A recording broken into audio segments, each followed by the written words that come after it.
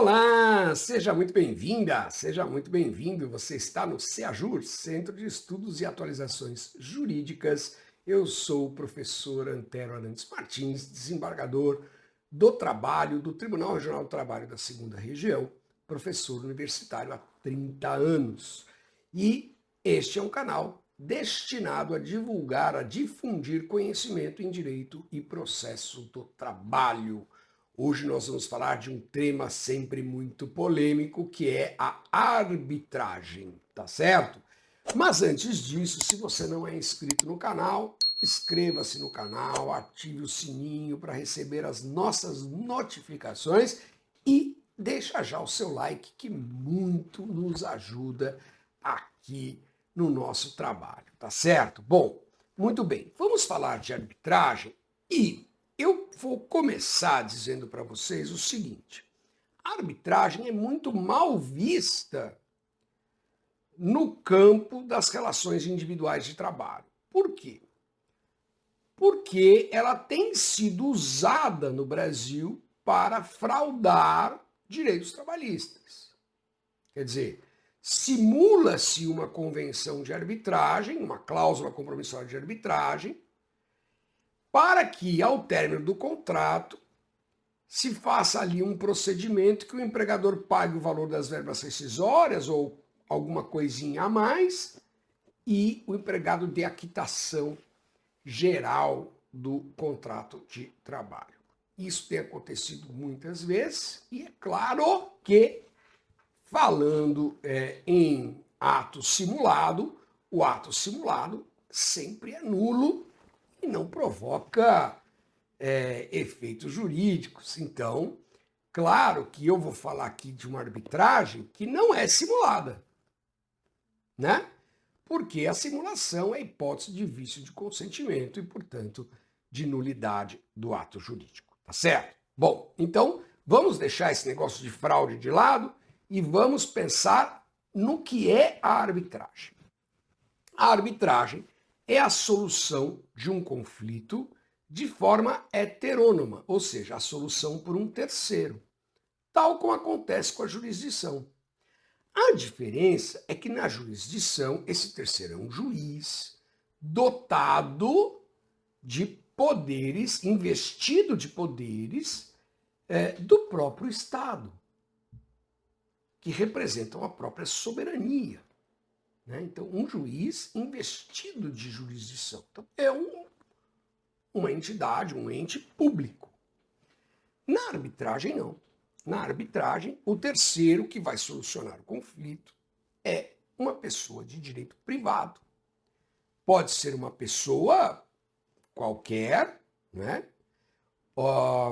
E aí a gente diz que é um árbitro ad hoc, né? As partes convencionaram que o árbitro será o fulano de tal, o Beltrano, o Cicrano. Bom, ad hoc, indicou o nome. Pode ser uma instituição. Câmara Arbitral do Estado de São Paulo.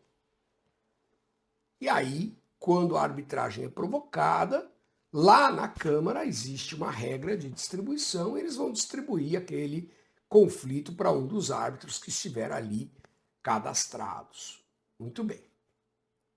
Então, o primeiro dado relevante é que o árbitro é uma pessoa de direito privado. A segunda questão, ela vem com a ideia de que a arbitragem ela só pode ser convencionada por uma cláusula compromissória de arbitragem. Essa cláusula compromissória de arbitragem, ela pode estar inserida no contrato ou ela pode estar uma convenção separada, num adendo, num anexo ao contrato. E aí, o pessoal da área do direito do trabalho torce o nariz. E por que torce o nariz? Porque o empregado, ele é hipossuficiente, nós sabemos disso. Então, como é que o empregado vai negociar com o empregador uma cláusula compromissória de arbitragem, que vai escolher árbitros, fixar critérios, parâmetros, etc. Né? Pensando pensando no atendente de balcão da padaria, ele não tem a menor condição de fazer essa negociação, né? E por conta disso, claro que o dono da padaria ia escolher como árbitro o amigo dele, né? Então, o empregado não poderia ir à Justiça do Trabalho, porque existe uma convenção de arbitragem. Se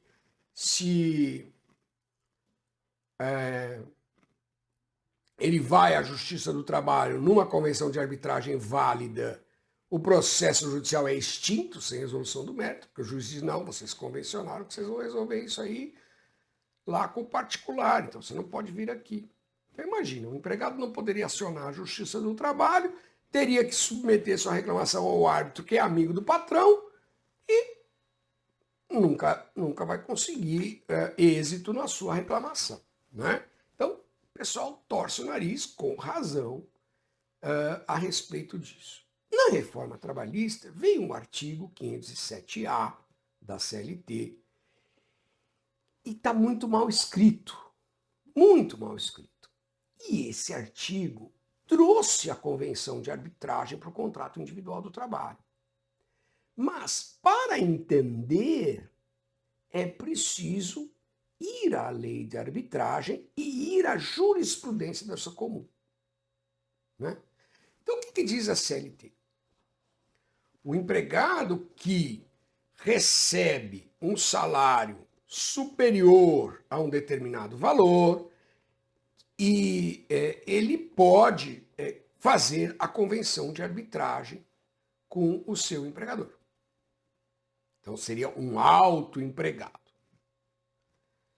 Mas desde que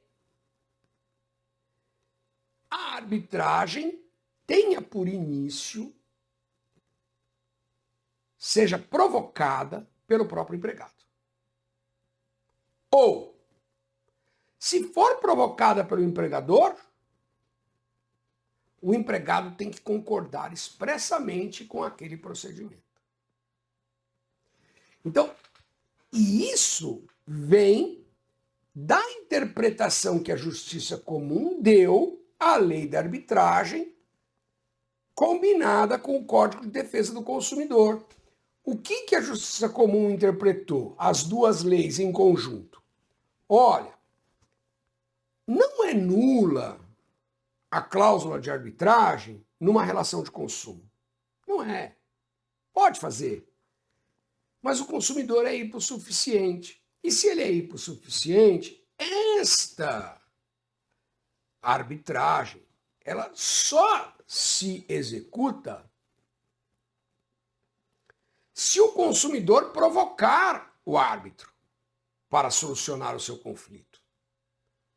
Ou, se a fornecedora de serviços provocar, o consumidor for lá e concordar expressamente. Então vejam, mesmo que a lei trabalhista permita que empregado e empregador façam uma cláusula compromissória de arbitragem, essa cláusula compromissória, preenchidos os requisitos legais, é válida. Mas para ser eficaz, para produzir efeitos no mundo jurídico, é preciso que ou o empregado vá espontaneamente até o árbitro e diga, olha, eu tenho aqui um conflito e eu quero que você resolva. Ou, se o empregador for até o árbitro, nós estamos num conflito, eu quero que você resolva, o árbitro vai chamar o empregado tem que dizer assim, expressamente, eu concordo que seja você o árbitro a resolver. Portanto, se o empregado, mesmo com convenção de arbitragem, se ele vai à Justiça do Trabalho e diz na petição inicial, eu tenho cláusula de arbitragem, mas eu não concordo com a solução do meu conflito por esta via, pronto. A cláusula de arbitragem, embora válida, tornou-se ineficaz, porque ela não é apta a produzir efeitos no mundo real, porque o empregado não concordou com a arbitragem. Tá certo? Então, é esse o cuidado que o advogado do trabalhador que firmou uma cláusula de arbitragem tem que fazer já na petição inicial. Já na petição inicial. Olha, tem uma cláusula de arbitragem, mas nos termos da lei é preciso que o empregado provoque, ele não provocou, e se for provocação do empregador, o empregado concorde e ele não concorda. Portanto, vamos seguir por aqui, tá certo? Saindo um pouco dessa questão do empregado hipossuficiente e pensando mais em altos empregados, diretores, enfim, né?